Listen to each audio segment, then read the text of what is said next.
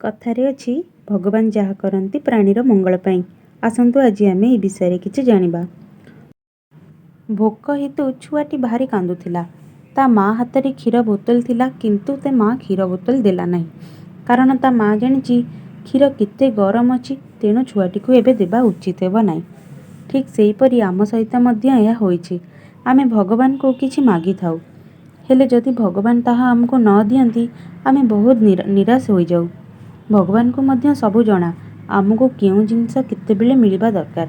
जेपरि माँ को जणा थाए जे क्षीर केते गरम रहिबा दरकार, ठीक सेहीपरि भगवान को मध्य जणा आमको केउ जिनिस केतेबेले मिलिबा दरकार।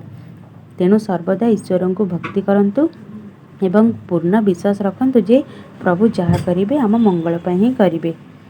जदि आपण मानकु ये वीडियोटी भल लागिछि मो चैनल को लाइक शेयर एंड सब्सक्राइब कर देबे। जय श्री कृष्ण।